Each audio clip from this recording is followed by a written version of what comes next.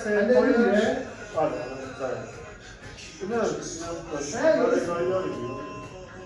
رقص پای رو به جلو رو به عقب، محور جلو محور عقب. دست پایین راحت ریلکس میای جلو با طاقت میکنی میای عقب. رقص پا به سمت راست و به سمت چپ. هر جا که هستی وایسی دست پیست از پاهات کمک میگیری. ببین رو پاها باید همزمان حرکت کنید. یک دو یک دو یک دو یک. میبینی؟ یک دو محوری. رقص پای چرخشی شما یه حروف انگلیسی شکلی از حالا اشکال ریاضی رو انجام میدید. اسم مثلا انجام میدید. میاد جا به جا میشید.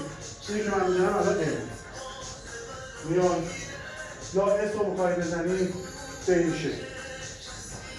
این چرخی اینجا جا به جا میشید. اس. پس شد خط صاف به راست به چپ یکی از حروف یا ام یا اس. پاتم جا به جا میکنید بعدش. خب شما بزن.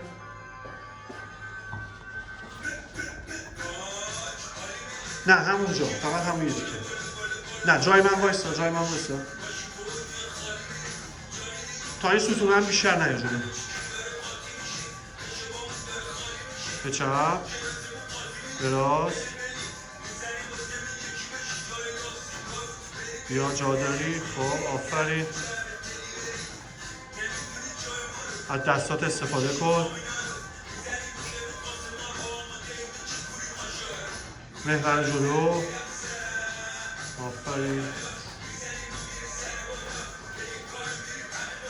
به سمت راست به سمت چپ. حالا یکی از حروف.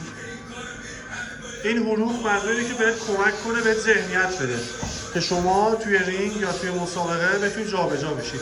وگرنه جایی نوشته نشده که شما مثل حروف اس یا ان. این یه ترفنده، این یه نوع تمرینه.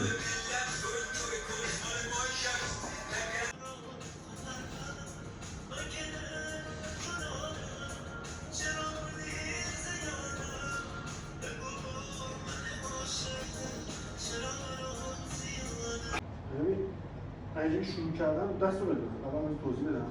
اگه شروع کردم مثلا از اینجا فیلمو باید شما برداشت.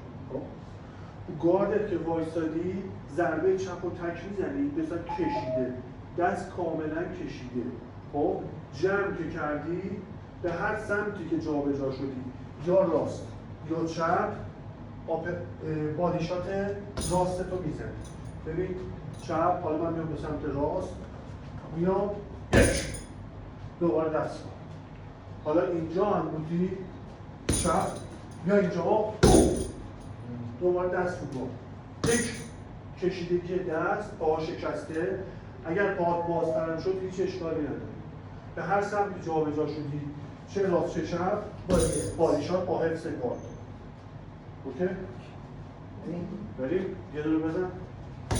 خب مرسی. این بر ماشاءالله آفرین. مرسی.